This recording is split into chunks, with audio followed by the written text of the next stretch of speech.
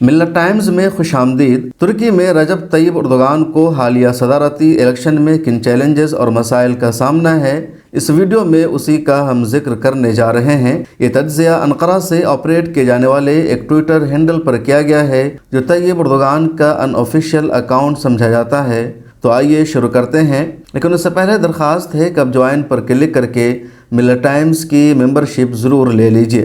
رجب طیب Erdogan کے لیے سب سے اہم چیلنج نوجوان ووٹرز ہیں، جن کی تعداد تقریباً 5 ملین سے زیادہ ہے۔ ترکی کے سال 2023 کے صدارتی انتخابات میں کل 64 ملین لوگ ووٹ ڈالیں گے۔ 61 ملین ملک کے اندر موجود ہیں اور 3 ملین ملک سے باہر مقیم ہے جو ووٹنگ میں حصہ لے رہے ہیں۔ ان میں تقریباً 5 ملین نئے نوجوان ووٹرز ہیں۔ یہ وہ ووٹرز ہیں جو اردوغان کے ابتدائی دور میں پیدا ہوئے۔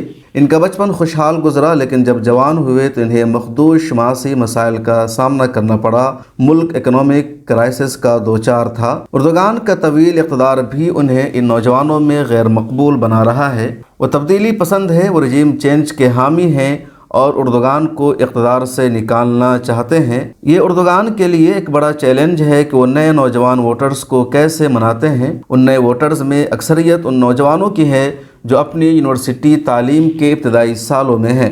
اردوغان نے اس سال یونیورسٹی طلبہ و طالبات کے لیے تعلیمی قرضوں پر شرح سود کو ختم کر دیا تھا۔ حال ہی میں انہوں نے یہ اعلان بھی کیا ہے کہ یونیورسٹی طلبہ و طالبات کے لیے یونیورسٹی میں داخلے کے بعد پہلے موبائل فون اور لیپ ٹاپ کی خریداری کو ٹیکس فری کر دیں گے۔ وہ چناؤ کے آخری ہفتے میں مزید سرپرائز بھی دے سکتے ہیں، لیکن معلوم نہیں وہ کس حد تک ان نئے نوجوان ووٹرز کو جیت سکتے ہیں۔ اردوغان کے لیے دوسرا اہم چیلنج کرد علیحدگی پسند ہے۔ ترکی کے جنوب مشرقی صوبہ میں کردوں کی اکثریت ہے۔ سال 2018 کے چناؤ میں اردوغان کو کردوں نے کسی بھی دوسری پارٹی یا سیاستدان کے مقابلے میں سب سے زیادہ ووٹ دیے تھے۔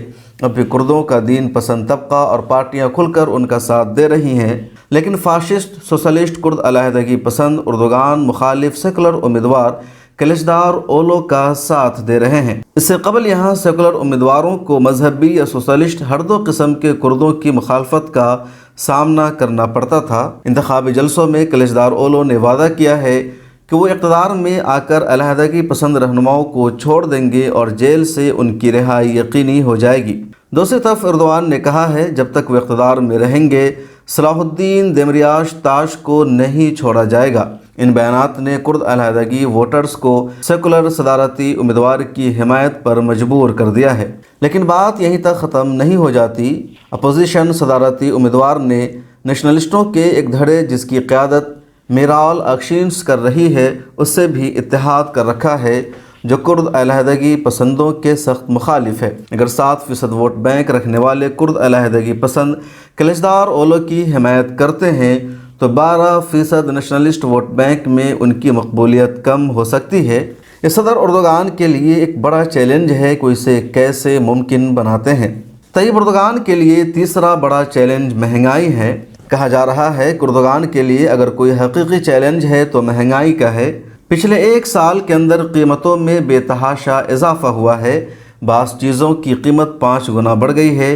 اس مہنگائی کے سامنے وہ بروقت بند نہیں باندھ سکے، جس کی وجہ سے عام شہریوں کی زندگی میں مشکلات بہت زیادہ بڑھ گئی ہیں۔ گلی محلوں اور سوشل میڈیا پر ان حالات پر وہ روتے دھوتے نظر آتے ہیں۔ سیکولر اپوزیشن امیدوار کے پاس بھی وعدوں کے سوا کچھ نہیں ہے۔ سیکولر اپوزیشن کو استنبول اور انقرہ میں میئر بننے کا موقع ملا ہے، لیکن ان کی کارکردگی اور پرفارمنس اچھی نہیں رہی، عوام بھی خوش نہیں ہے۔ اس کے مقابلے میں اردوغان کے پاس ایک خوشحال ماضی ہے۔